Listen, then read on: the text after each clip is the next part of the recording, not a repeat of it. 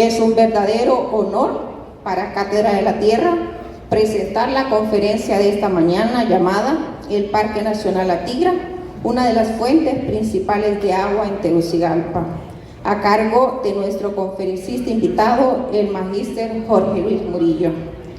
Antes, me permito leer la hoja de vida de nuestro conferencista invitado. Jorge Luis Murillo Palma es máster en gestión de espacios naturales protegidos, cuenta con 12 años de trabajo en conservación en el Parque Nacional La Tigra. Actualmente es el director técnico de la Fundación Amitigra y es investigador asociado en varias organizaciones de conservación. Sin más que agregar, lo recibimos con un fuerte aplauso.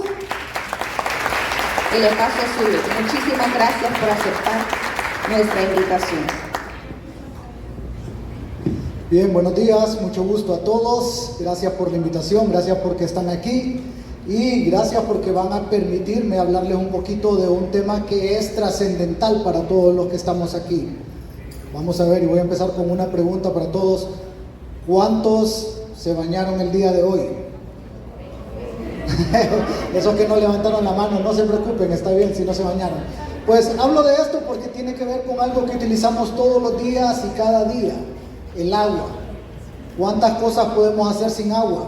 Pues estuve reflexionando antes de venir a platicar con ustedes y me doy cuenta que es bien poco lo que los seres humanos podemos hacer sin agua.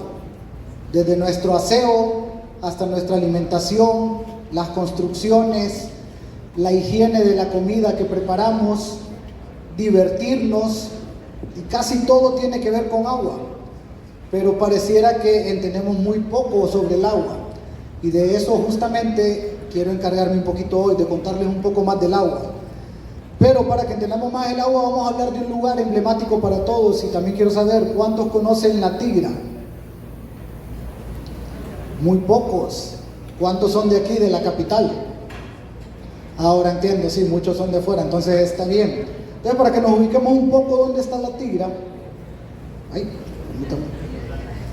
pues aquí pueden ver en Honduras dónde está el Parque Nacional La Tigra. Pues estamos en Francisco Morazán y justamente ven esta mancha por aquí. Esto aquí es la ciudad, es Tegucigalpa. El Parque Nacional La Tigra está aquí. Si volteáramos a ver ahora, La Tigra estaría para allá.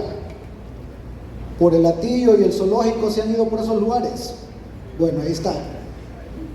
Y esta área protegida, pues es el área protegida más vieja que tenemos los hondureños. Se declaró en 1980 y justamente se declaró porque es un lugar que produce agua. Una historia ahí medio triste y a la vez alegre para la conservación del país. Ahora ya más de cerca La Tigra, pues está conformada de esta manera. Está conformada por 4 municipios: Valle de Ángeles, Santa Lucía, Cantarranas y el Distrito Central, que es el que tiene más área. Esto aquí es el Distrito Central y el Parque Nacional mide 24,000 hectáreas. Es un área grande, imagínense, para que tengan una idea, son como 48,000 campos de fútbol, así como el Estadio Nacional, 48,000. Entonces es un área súper extensa. Tan extensa que si la quisiera recorrer desde aquí, por todo esto que son carreteras, voy a hacer más o menos 2 horas y media en vehículo, yendo algo rápido, como entre 80 y 100. Entonces es un área enorme. Las áreas protegidas, solo para conocimiento general de todos, pues de manera general, igual en el país, se dividen en 2 grandes partes: amortiguamientos y zonas núcleos. Estoy casi seguro que para todos los que dijeron que conocen La Tigra, lo que conocen es el núcleo y lo que conocen son los senderos. ¿Cuántos conocen los senderos? Sí, entonces cuando me dijeron que conocen aquí el bosque nublado del Parque Nacional. Pero antes de contarles qué tiene ahí el Parque Nacional, voy a ir un poquito a la historia del parque. Este parque, antes de ser un área protegida, pues fue una de las principales zonas mineras del país. Incluso muchos de los historiadores hablan que la capital pasó de Comayagua al Distrito Central o a Tegucigalpa justamente por las montañas de La Tigra. Esta es una imagen antigua del Rosario, una comunidad en la que la gente que vivió ahí se dedicaba a la extracción del oro del Parque Nacional. La Tigra, por eso les decía que es una historia triste y alegre, porque si ven aquí no hay árboles. Entonces, durante todo el periodo de las compañías mineras, los bosques de las Tigras se cortaron la mayoría, para hacer muchas cosas. Una, para hacer las casas de las personas que vivían ahí. No sé si han escuchado San Juancito. San Juancito fue uno de los poblados mineros más grandes que hubo, llegó en algún momento a tener 3.000 habitantes, que para aquel momento era la cantidad más alta de habitantes que podían tener. Incluso San Juancito tenía más población que el Distrito Central. Pero eso trajo consigo un montón de problemas para el bosque. Para construir las casas, ¿qué se usó? Madera. La madera salía del bosque. Pero además de eso también hubo problemas en el agua. Para hacer todos los procesos de limpieza del material a través del que se sacaba el oro y la plata, utilizaban mucha agua también. Entonces hubo una gran explotación del agua, del bosque, y esto debido a la actividad minera. Ya más o menos como en el 52 empieza a tener problemas la compañía minera, y además de eso la capital también ya está creciendo en este momento. Imagínense que la capital no tenía un sistema de agua potable. La gente iba al río Guaserique con árganas de cuero. ¿Alguien sabe qué es un árgana? ¿Sí ha escuchado? Un árgana. Pues eran como unas cosas de cuero que se hacen como unas bolsas de cuero grandes, y con eso iban al río Guaserique, sacaban el agua y la llevaban en caballos. Entonces no tenían un sistema de agua. El primer sistema de agua que tuvo la capital, adivinen dónde se instaló. ¿Alguien sabe dónde? Aquí, en La Tigra. La Tigra tiene más de 100 años de estarle dando agua a la capital. Y la primera hidroeléctrica que tuvo la capital, que se instaló en La Leona, ¿saben de dónde se abastecía de agua para que funcionara? De La Tigra también, sí, de La Tigra. Por eso es que La Tigra es tan importante, y mucho de eso no está como tan documentado, ni nadie lo ha escrito. Nosotros hemos tenido que escarbar mucho para entender qué pasaba con las fuentes de agua de La Tigra, y por qué este parque se fue convirtiendo tan importante. Entonces, cuando salen las mineras, el gobierno decide que este lugar sigue siendo de importancia, y que la importancia es el agua. Entonces empezamos a conservar el Parque Nacional La Tigra en el 71 por primera vez con un decreto solo para el núcleo, y en el 80 por segunda vez ya con el decreto para toda el área, como la vieron, que es el núcleo y el amortiguamiento. Ahora, importancia ecológica del parque. De manera rápida, yo le contaba a la licenciada Cintia que solo hablarles de esto me podría tomar un día entero. Pero de manera resumida y en números, porque generalmente todas las personas aprendemos más en números y ahí es que creemos que algo es importante. Por ejemplo, cuando nos dicen, ¿cuánto cuesta ese carro? Si el carro cuesta 20.000 lempiras, ¿es buen carro? No, pero si le dicen que ese carro cuesta 1.000.000 de lempiras, usted dice, es una buena nave. Entonces más o menos es igual. Algunas veces cuando hablamos del bosque, y para ustedes que van a ser docentes o que van a intentar convencer a la gente de la importancia de esto, pues muchas veces los números son los que nos indican si algo es importante o no. Para La Tigra tenemos 3 tipos de bosques. La mayoría de gente cree que solo es el bosque nublado, allá donde está el agua y es bien húmedo, pero no. La Tigra tiene bosque nublado, bosque de pino y bosque seco tropical. Luego en mamíferos, que es como uno de los grupos que nos gustan, venados, chanchos de monte, tigrillos, ocelotes. Pues en el parque hay una de las 20 especies, de las casi 221 que hay en el país, solo que aquí no estoy incluyendo ni roedores ni murciélagos porque todavía estamos en estudios de estos, y probablemente ese número pueda subirnos hasta 100, 120 especies. Plantas vasculares, que son las plantas normales que ven, como esta palmera o esta falsa, que no es cierta, pero que podría ser, tenemos alrededor de unas 500 o más. Muchos de estos estudios, como les digo, son casi solo de la zona núcleo. Y para orquídeas, que es con uno de los grupos que más he trabajado en los últimos 10 años, pues sí, estas están para todo el parque y andamos como en 135 especies de las casi 682 que mencionan los estudios más recientes de orquídeas. Entonces, si ven, nosotros tenemos como un 15% de las orquídeas del país solo en esta área protegida. Y para las aves que están como muy de moda y nos gustan, pues en el parque tenemos unas 238 de las más o menos 700 que hay registradas para el país. Entonces tenemos como 1/3 de las aves del país solo en esta área protegida. Entre ellas el quetzal, que es uno de los que me gusta mencionar, y hace poco comentaba con uno de sus docentes, con Javier, que él hizo un estudio de quetzales en el parque, que sí, las poblaciones están bastante bien y seguimos estudiándolos.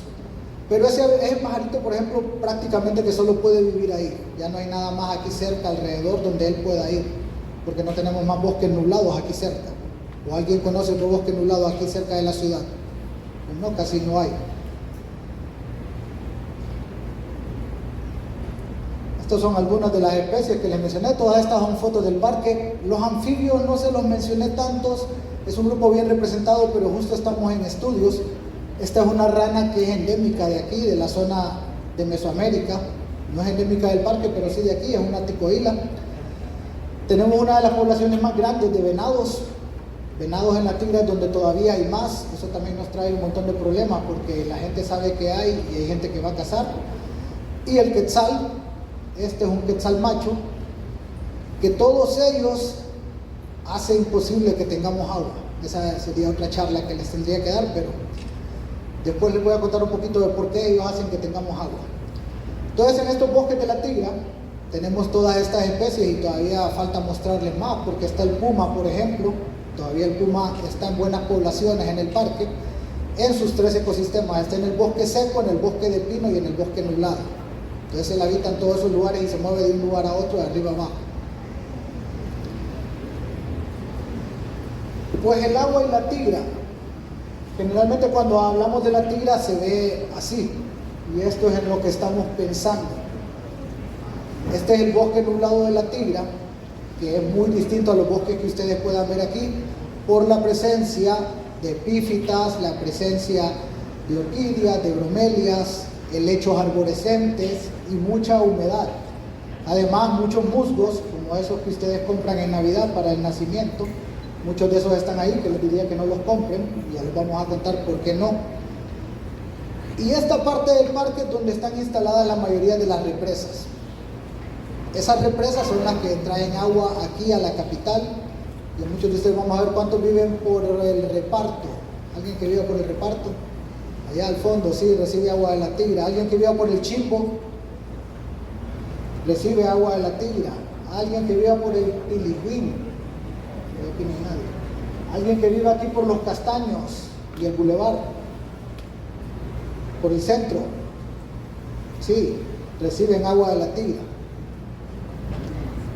Voy a volver a la escuela y se acuerdan del ciclo del agua. ¿Cómo nos lo explicaban? Sí. Bien sencillo, ¿va? Los ríos se evaporan, se convierten en nubes, las nubes se mueven y regresan al bosque o regresan a la ciudad. Esa era la manera simple en la que nos explicaron el ciclo del agua. Y creen que ahí queda, que así funciona. Solo eso, o pasa algo más. ¿Alguien tiene alguna idea de qué más pueda pasar? Si no, no se preocupen, que yo les voy a contar qué más pasa ahí. Pero esta es la manera más básica en la que nos explicaron cómo funcionaba el agua. Y cuando uno pasa estudiando el bosque y viendo qué ocurre en él, y estudiando esto, se da cuenta que es mucho más complejo, que agua que se evapora se convierte en nube y cae. Pasan más cosas, incluso cuando lo miramos a detalle y nos acercamos. Por ejemplo, si yo me acerco a los árboles, pasan un montón de cosas desde los árboles. Los árboles hacen un montón de trabajo por el agua. Y algo que tengo que aclarar aquí, el agua no se crea ni aparece de la nada. El agua está en el planeta en la misma cantidad que ha estado igual desde el tiempo de los dinosaurios, y lo único que hace es que tiene ese ciclo. Pero para que ese ciclo se cumpla, necesitan las plantas. Entonces, ¿qué hacen las plantas por el agua? Uno, cuando llueve, hacen que caiga al suelo de manera más suave y más despacio. Eso quiere decir que no se lava ni se infiltra tan rápido como lo haría si no hubieran árboles. Luego, también ellos, a través de las hojas, retienen el agua y mantienen humedad ahí, que es uno de los pasos importantes y uno de los pasos que me interesa explicarles. Aparte de eso, no solo son los árboles, están todo el resto de las plantas. Casi siempre cuando hablamos de bosques solo pensamos en los árboles, pero los bosques son mucho más complejos. y son todas las plantas que están ahí. Entonces, uno, el árbol evita que caiga tan rápido, otra, las raíces de él evitan que esa agua profundice rápidamente, y además después en reversa, él en este tiempo de verano está haciendo algo más. Sus raíces están yendo lo más profundo, tal vez por aquí, lejísimo estaría una raíz, y están buscando el agua. Entonces ellos desde abajo hacia arriba, ahora en este momento están llevando el agua para arriba. ¿Por qué? Porque ellos necesitan seguir produciendo alimento y para eso necesitan agua. El agua que está abajo, aquí, como estaría aquí abajo, todavía hay humedad. El agua que está aquí abajo sube. Cuando está aquí en las hojas, pasa algo. ¿Ustedes creen que los árboles sudan igual que nosotros? ¿O transpiran? Sí. ¿Sí creen que sudan? Sí. ¿Cuántos dicen que sí? Levanten la mano los de aquí, vamos a ver. Sí sudan, y los de aquí dicen sí o no. Y los demás que dicen que no sudan. En serio, pero entonces están a la mitad. ¿Sudan o no sudan los árboles? Si le pasa la lengua, sabe salado. Creo que tampoco. ¿Se han probado el sudor? Sí. Bueno, pero los árboles no se lo prueban y tampoco se los probaríamos, aunque hay, por ejemplo, árboles como el mangle en el sur que transpira y quedan pedazos de sal en las hojas. Pero sí, claro que los árboles transpiran también y a eso llamamos evapotranspiración. Entonces imagínense que ustedes tengan un conjunto de 100,000 árboles. ¿Cuánta transpiración hay ahí? ¿Y qué creen que pasa con esa humedad? ¿Se queda ahí, cae al suelo o se va a la atmósfera y ayuda a formar nubes? Forman nubes. Entonces, claro que sí. Entonces, si volviéramos al ciclo del agua que nos enseñaron en la escuela, ¿qué estarían haciendo todos estos árboles? Estarían transpirando y aportando humedad a la atmósfera para que se formen nubes y haya más lluvia. ¿Qué pasa también abajo de ellos? ¿Cómo es abajo de ellos? Es más húmedo de manera permanente. Entonces, como es más húmedo, también hay más humedad que se evapora y no se evapora tan rápido como en los lugares más secos. ¿Qué pasa entonces con los árboles? Juegan un papel importante en el ciclo del agua. Entonces, cuando nos dicen solo es importante el río que se evapora, no es cierto. Incluso si pensamos en ese río, tenemos que entender que ese río se mantiene, ese espejo de agua ahí por más tiempo, porque hay árboles también cubriendo. Cuando usted no lo tiene, los ríos prácticamente se evaporan todos. No sé si han visto las noticias, eso generalmente nos está pasando mucho ahora con el cambio climático. Y esa es otra historia que les tendría que contar más lejos también, porque los ríos están como desapareciendo en estos periodos de verano. Pero una rápida es que tenemos veranos más largos y más intensos, temperaturas más altas y veranos que duran más. Incluso aquí en la Tigra tenemos quebradas en la zona núcleo que en 10 años nunca habíamos visto que se secaran y el verano pasado se nos secaron completamente. Eso tiene que ver porque con el ciclo del agua actual, pues eso es como cuando usted tiene la pila de su casa y le dicen vamos a hacer racionamientos y le dicen que el racionamiento es cada 2 días, pero un día se equivoca y se la mandan a los 5 días. ¿Qué pasa con su pila si se pasa el tiempo en el que usted va a llenar? Se vacía, va, la seca y queda sin agua. Más o menos es la misma lógica en los bosques. Si en los bosques no abren la llave de las nubes y no llueve, los bosques se secan. Probablemente quede alguna humedad, pero algunos ríos se van a secar y están esperando otra vez que venga el agua para volverse a saturar, volverse a llenar de agua y que nuevamente entonces el caudal suba. Y eso no ocurre ahora tan seguido porque hemos quitado muchos árboles, entonces nuestro ciclo del agua está alterado. ¿Cuántos vieron que, por ejemplo, este febrero llovió? Sí, estuvieron aquí en Tegus, no habían venido a clases. Llovió, eso tiene que ver con la alteración de nuestro ciclo de agua.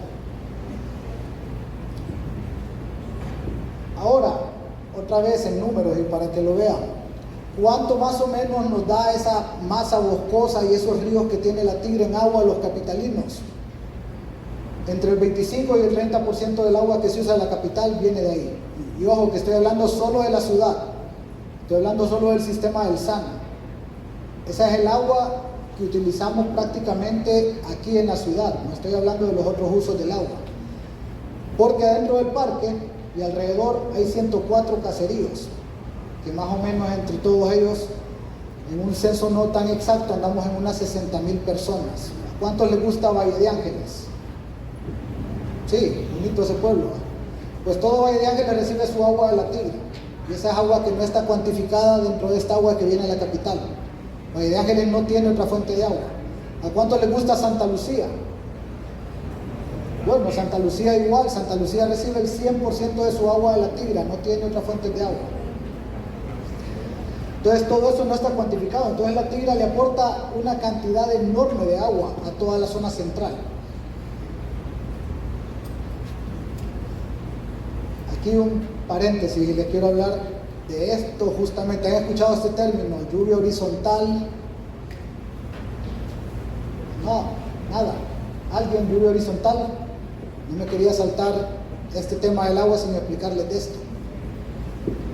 ¿Alguien de ciencias naturales? No, eso es bueno que nadie sepa, porque ahora yo sí sé y ustedes no. Entonces, les voy a contar qué pasa con esto. ¿Qué es este tipo de lluvia? ¿Conocen la lluvia vertical? Todo sí va normal.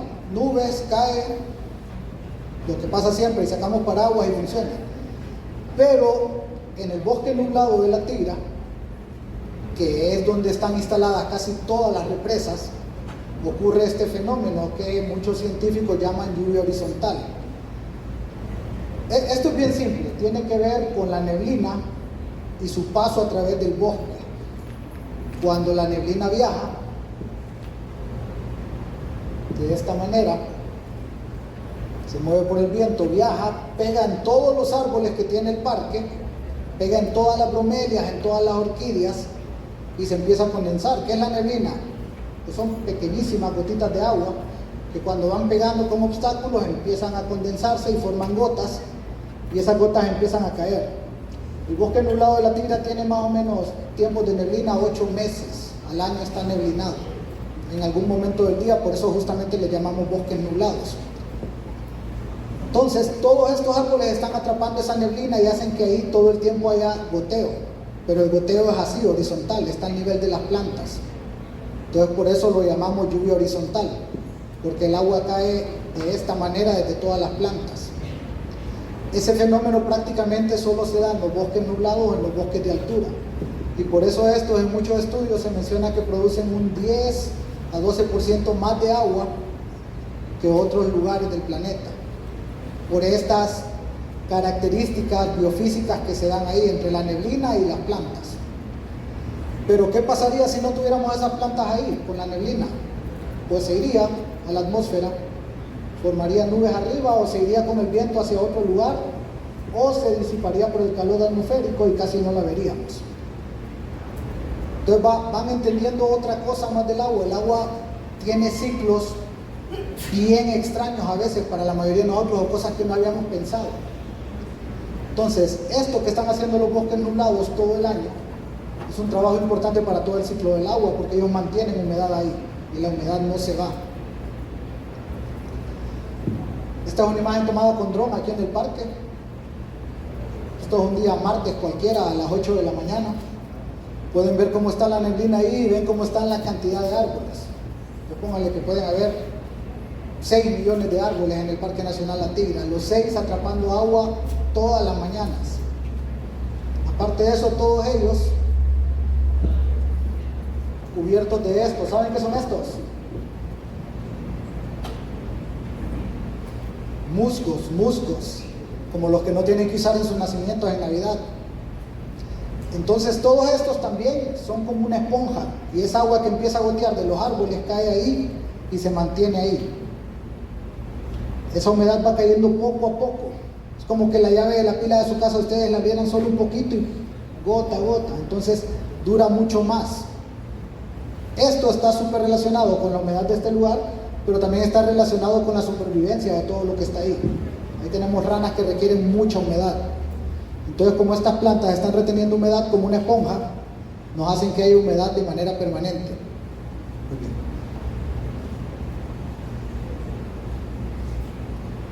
Cuando ustedes tienen toda esa humedad goteando en todos esos árboles, pues tenemos escenarios como estos. Prácticamente esto, pues andaba en casi todo Francisco Morazán, casi no lo ve uno, tal vez en la parte de Misoco y una parte aquí por Yehuabueno. Tenemos fuentes que todo el año están funcionando, tenemos mucha humedad cayendo. Y una cosa adicional que tiene el agua de la Tigra es que es el agua más limpia de la zona central. Son aguas que yo puedo tomar directamente del río, no me va a pasar nada. No tiene nada más que algunos minerales y otras cosas, porque el principal filtro para que todas las impurezas se limpien, pues es el bosque. Entonces los árboles también cumplen esa función, igual que los musgos, de filtrar el agua. Entonces tenemos agua muy limpia. De ahí, para que tengan una idea de la extensión de lo que les explicaba, cuánta gente recibe agua del Parque Nacional La Tigra, pues tenemos 68 caseríos en el amortiguamiento, tenemos 14 en la zona núcleo, y en los límites o alrededores tenemos 22. Por aquí estaría Valle de Ángeles, aquí está Valle de Ángeles, y aquí está Santa Lucía. Toda esa gente saca su agua completamente de La Tigra. Es más, en los caseríos que están aquí arriba, en esta parte de aquí, la gente no sabe lo que es comprar agua azul, ni ninguna agua, ni agua de La Tigra, ni nada de eso. La gente toma el agua directamente de la llave. Tienen años haciéndolo. Nadie se enferma del estómago ni nada. El agua está en súper buenas condiciones, y es justamente porque toda esta parte verde que ven aquí es la zona núcleo. Es puro bosque, no hay casa, no hay gente, no hay nada ahí arriba. Y justo lo que les explicaba de las represas, pues como pueden ver, las del Sana son estas verdes, y son todas las que vienen para el Picacho. ¿Cuántos creen que el Picacho produce agua? ¿Cuántos creían ahora después de que lo dije? He escuchado a la gente que dice, mi agua viene del Picacho, o el Picacho es mi fuente de agua. Pero realmente el Picacho que está por aquí no es una fuente de agua, en realidad es una planta de tratamiento. Ahí lo que ocurre es que todas estas represas verdes que ven aquí viajan a través de la montaña, por todo esto aquí, y llegan hasta la planta del Picacho. Entonces, estas 22 obras tomas del Sana nos traen más o menos esos 29 millones de metros cúbicos de agua que aporta el parque a la capital. Como el agua es tan buena, no hay como estudios comparativos tan buenos, pero el agua de La Tigra es la que requiere menor costo de inversión para tratamiento, a diferencia de Laureles y Concepción, que sí están muy contaminadas y tienen que hacérseles tratamientos muy costosos. La de La Tigra es muy barata. Prácticamente lo único que hacen es agregarle un poco de cloro y quitarle algunos sólidos suspendidos como arena o cosas que vienen. De ahí prácticamente es lo que se hace. Entonces es baratísimo para el Estado vendernos esa agua, porque esa agua no hay que hacerle mucho por la buena condición del bosque. Y además no es de manera intermitente. Ustedes han visto que algunos veranos la Concepción y los Laureles bajan hasta casi desaparecer. Pues en el caso de La Tigra no, está de manera permanente por la condición del bosque y lo que les vine explicando atrás de cómo el bosque hace que el agua se mantenga ahí. Las otras represas que miran aquí, las azules, son las represas comunitarias, son las de los caseríos que vieron atrás, son las que van a todos estos caseríos. Son sistemas pequeños, pero con una capacidad muy grande para llevarle agua a todos los demás. Esto más o menos es como se miraría una represa del Sana. No son grandes, pero como el caudal y el agua es constante, pues no requieren que sean grandes. Siempre está pasando el agua por ahí. Estas están directamente sobre una quebrada, y luego aquí vienen unos tubos enormes, más o menos de 16 pulgadas de metal, y viajan hasta acá. Y así es como se mira una represa comunitaria.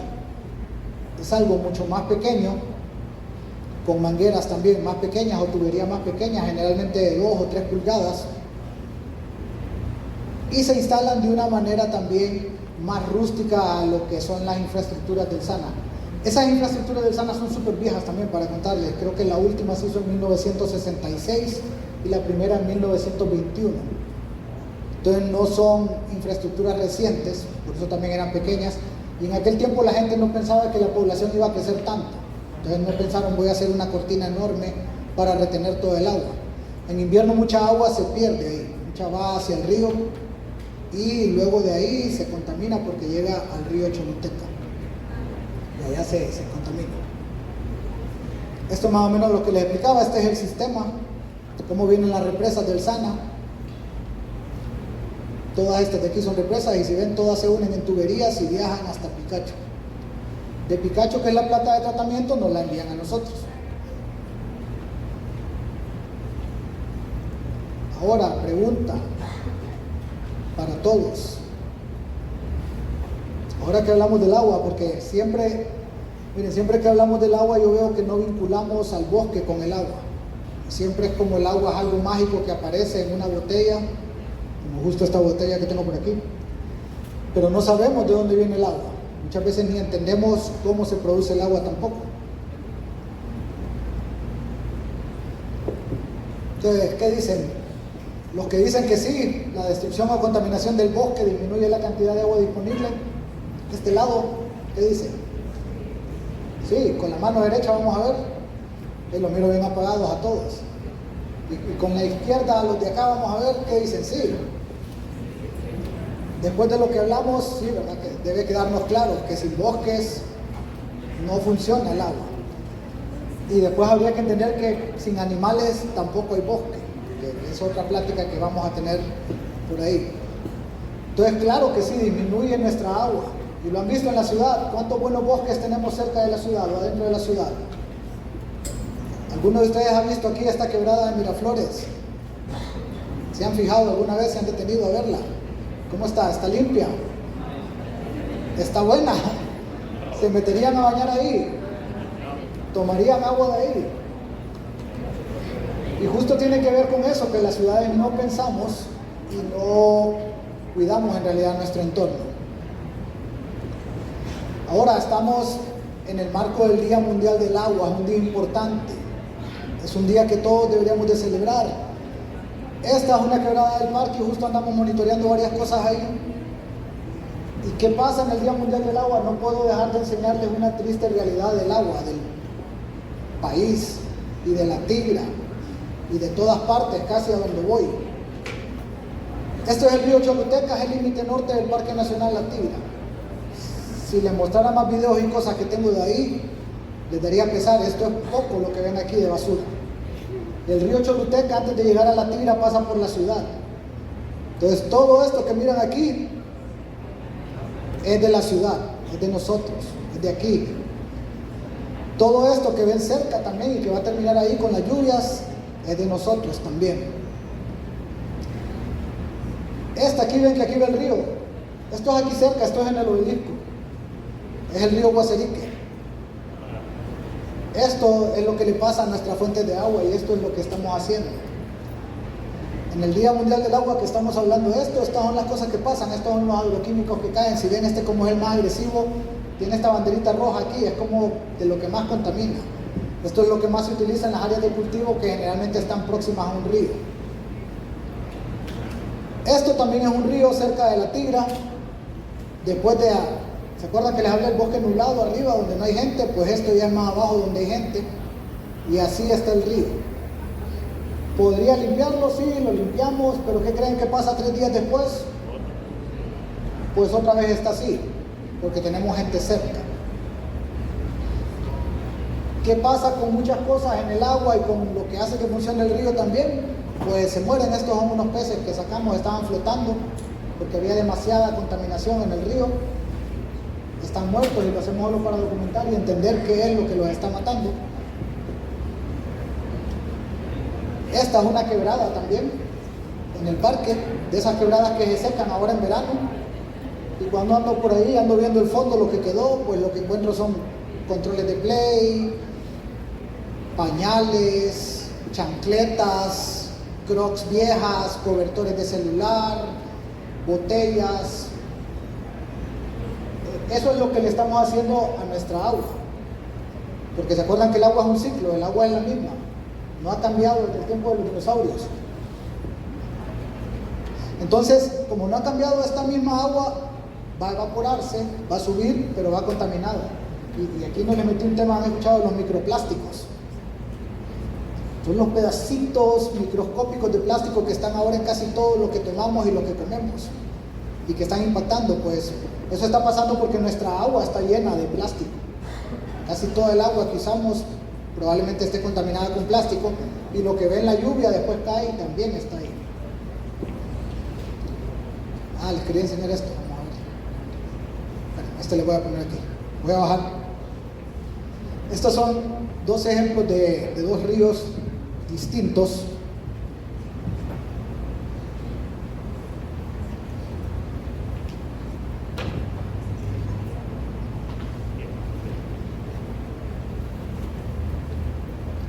Ese es el agua aquí cerca de nuestra ciudad, en una quebrada aquí cerquita. No voy a decir dónde para no quieran ir a tomar desagua. Les voy a poner otra vez. Ven la cantidad de basura ahí, ven, esto es espuma. Y este es el color de esa agua, y el olor ni siquiera se lo puedo transmitir, es un olor asqueroso. A veces me regañan por irme a meter a los lugares, dicen que voy a agarrar a saber qué, me va a salir otro dedo en los pies por andar viendo esas cosas. Y esto hace unos 15 años no era así.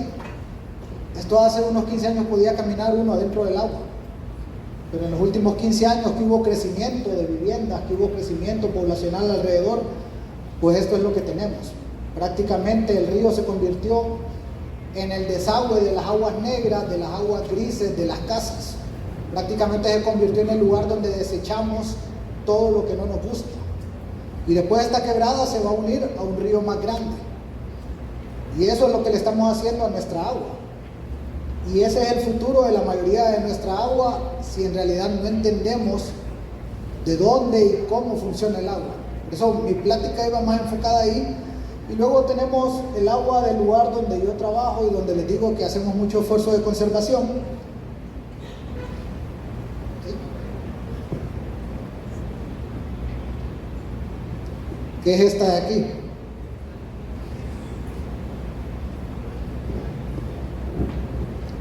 Se nota un poco la diferencia, ¿verdad? Entonces yo les digo, de esta agua yo puedo tomar directamente y no hay problema. De esa agua yo puedo bañarme ahí y mi piel no me le va a salir un hongo que va a parecer otro ser humano sobre mí. De esta agua lo pueden hacer igual los animales. En esta agua todavía encontramos renacuajos, tortugas, peces, porque el agua está en buena condición, que es otro de los aspectos que hay que pensar. El agua no solo es para nosotros, el agua es para todos los seres vivos. Entonces no sé, no me imagino yo a un pobre venado viniendo a esta agua de aquí y tomando de esta agua con espuma y con sabor a jabón y probablemente con heces de nuestras casas. Ni me imagino una rana viviendo ahí tampoco. Las ranas son súper delicadas de la piel. Incluso muchas de ellas solo pueden vivir en lugares donde el agua está totalmente limpia. Si el agua cambia un poquito o hay un poco de jabón, se mueren todas. Pero hoy que hablamos del agua, justamente yo creo que es una reflexión importante para todos pensar si esta es el agua que queremos o esto es lo que le queremos hacer al agua, o queremos que esto sea así. Muchos ríos y muchos lugares todavía se pueden recuperar, hay formas de hacerlo. Pero yo creo que la forma más básica de que eso se logre es que en realidad todos seamos conscientes. Como les dije, la basura y la contaminación que llega a los ríos no llega sola. Ningún animal ensucia, ningún árbol ensucia. Prácticamente los que hacen eso somos nosotros. Nosotros somos los que sí contaminamos y somos los que nos encargamos de generar esto.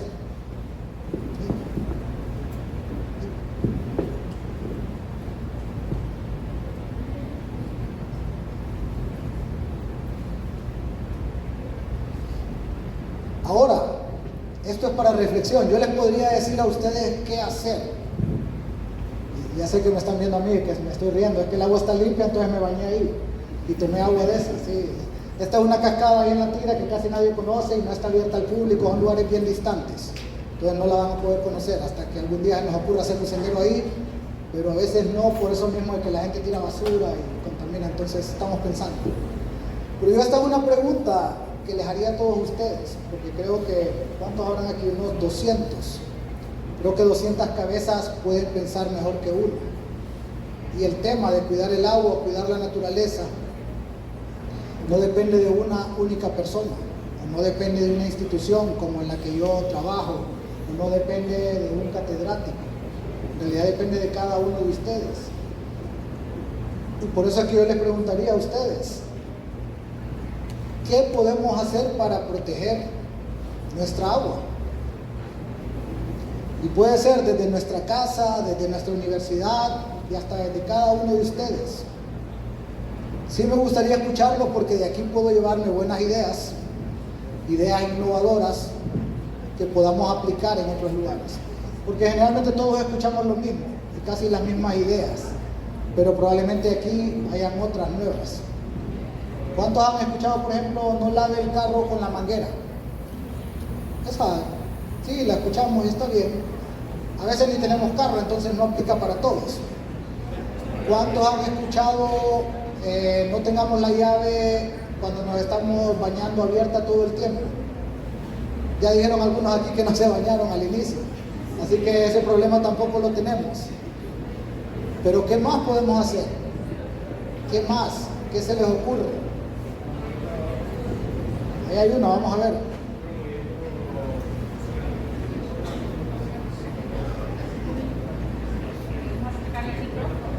Te voy a acercar el micrófono.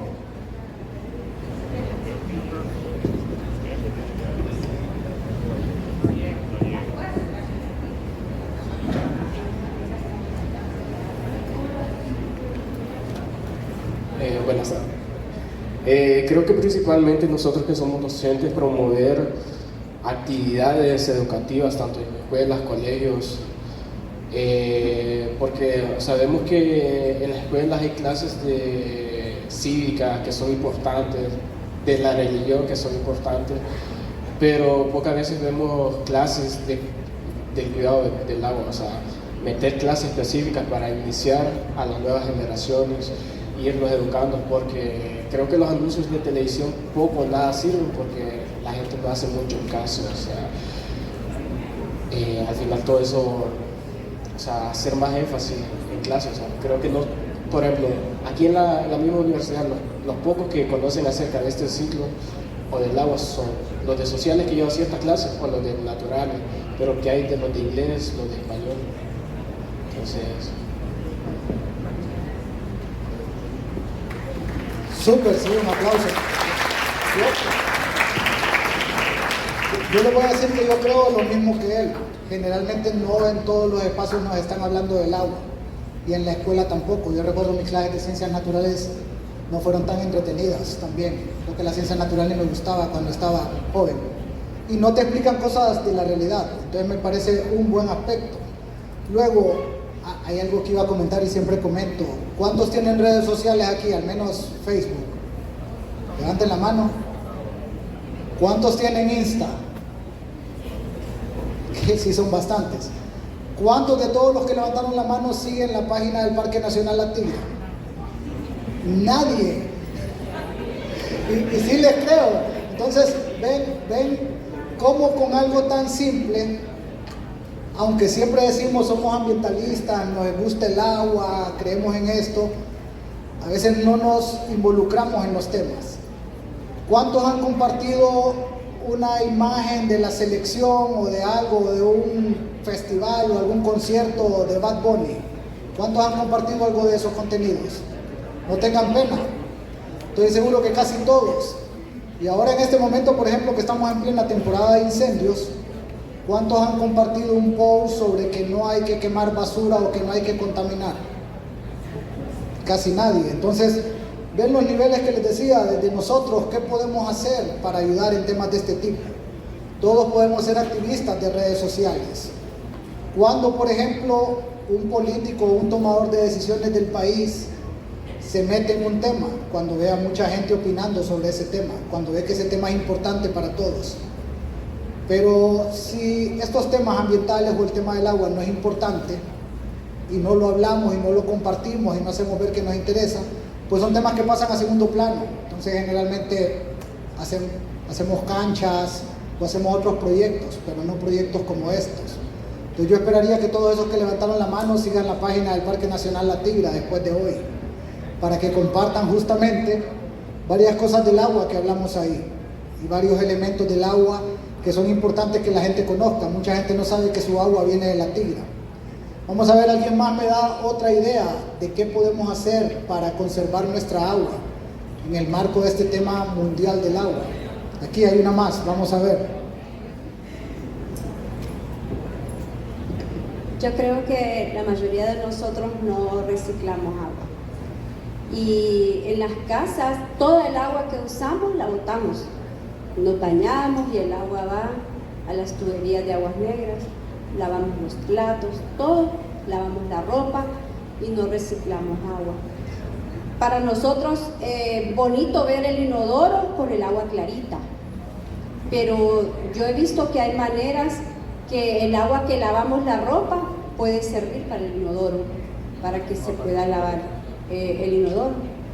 Y recoger el agua que nos bañamos, cosas como esas deberíamos de practicar para gastar menos agua, porque sucede que entre más agua gastamos es mejor para nosotros, según.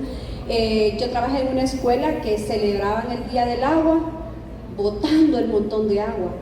Y yo siempre le decía a la directora, ¿y por qué no hacemos algo diferente? En vez de hacer un día de piscinas, donde los niños van a botar el agua, enseñarles cómo conservar el agua, cómo gastar menos agua. Entonces, pienso eso, ¿verdad? Que debería haber una manera de usar el agua, no solo una vez, ¿verdad? Sino que usarla, darle varios usos al agua que tenemos en nuestras casas. Súper bien, un aplauso también. Y que sí, que para uno, a veces a uno le escapa, para mí es como normal, por ejemplo, todo el agua, el segundo ciclo de lavado de la lavadora en mi casa, que afortunadamente hay, sí lo recogemos y con eso, por ejemplo, riego plantas. O con eso, como tenemos perros, se lava la parte donde están los perros. Como decía ella, justamente darle un mayor uso al agua, no solo botarla porque sí. O por ejemplo, como decía mi papá cuando yo estaba joven, igual yo la pago. Hay mucha gente que eso piensa, como yo la pago, la puedo usar como yo quiera. Pero el agua, acuérdense lo que les dije, el agua es la misma desde siempre, no va a haber más, pero sí puede haber menos. Entonces, ¿qué más se les ocurre? Esa está súper bien, reciclar el agua. ¿Qué más? Eso también los eventos, por ejemplo, eventos que queremos cuidar el agua y desperdiciamos mucha agua, pues no es lo mejor. Ahora que vienen las vacaciones, llenamos nuestra piscina, aunque sea la inflable, la llenamos 6 veces corridas. Hay formas de mantener el agua limpia, puede ser con filtros, con algunos químicos, y así no botamos tanta agua. Vamos a ver una más. ¿A quién se le ocurre algo más que pueda hacer? Estoy pensando aquí desde la universidad, ¿qué piensan que podrían hacer aquí? Algo, tienen fuentes de agua aquí cerca, hay quebradas aquí cerca. ¿Ah? ¿Alguien? No me van a salir como unos memes de no hay que tomar agua, hay que tomar otra cosa. No. Sí, eso no. ¿Qué más? Desde su casa, ¿creen que es importante para ustedes hablar estos temas con su familia? ¿Quiénes dicen que sí? ¿Quiénes hablan del agua en su casa? Vamos a verlo de aquí, la mano izquierda. ¿Cuántos hablan del agua en su casa? Solo una. ¿Y aquí cuántos hablan en su casa de la importancia del agua? 2, 3. ¿Cuántos tienen hijos? Los que tienen hijos les enseñan a sus hijos a cuidar el agua, a ser responsables con ella. Yo creo que es todas esas cosas que sí sabemos, lo único es que no las aplicamos, se nos olvidan, y después de esta charla aquí conmigo probablemente se les va a olvidar. Por eso voy a regresar y les voy a volver a poner este video para que no se les olvide el tema del agua. Entonces otra vez.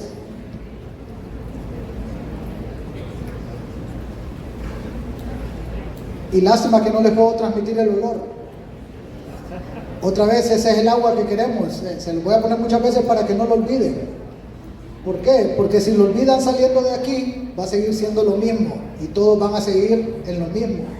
Y si luego ustedes se hacen maestros y ustedes no tienen esto grabado en su cabeza, ustedes no se lo van a transmitir a la siguiente generación.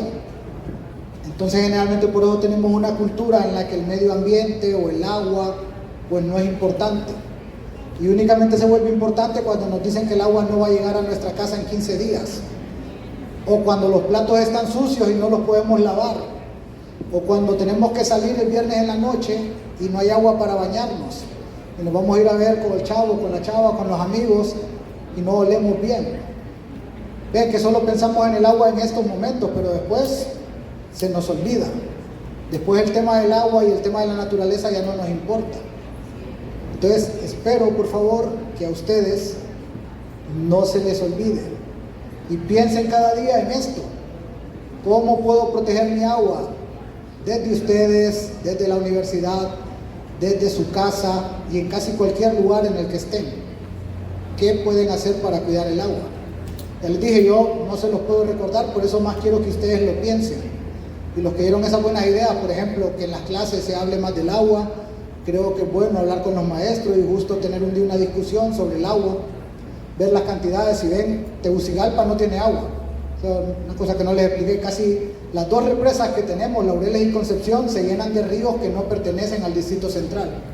Quiere decir que si en aquellos lugares algún día se les ocurre que el agua ya no venga y hacer su propia represa, la ciudad no tiene agua.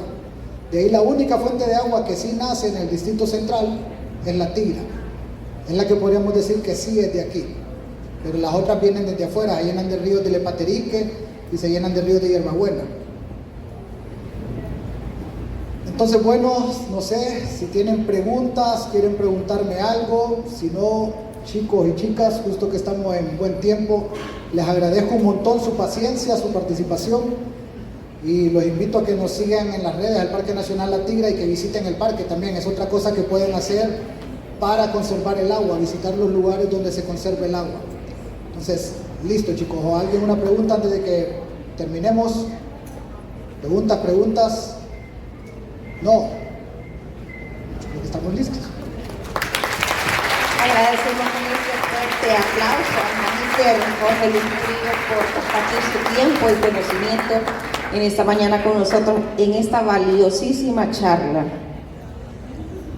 Vamos a dar espacio ahora para, en nombre del Departamento de Ciencias Naturales, entregarle un diploma de reconocimiento que dice: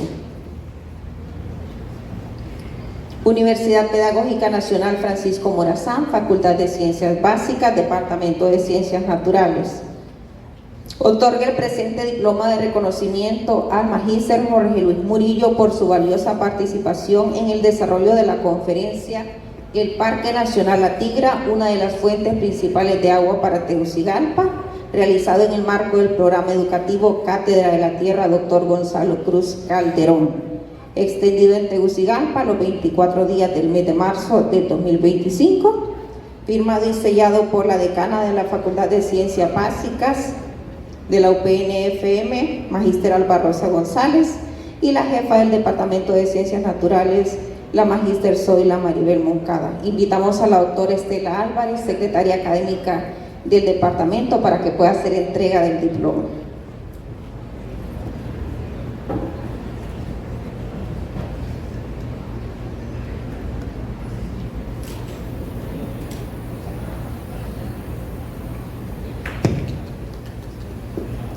Buenos días, agradecemos infinitamente al magíster Murillo por esta excelente participación con la conferencia que nos ha brindado, en la cual ha hecho conciencia, ¿verdad?, de la importancia del agua y de dónde nace el agua y cómo la debemos de cuidar.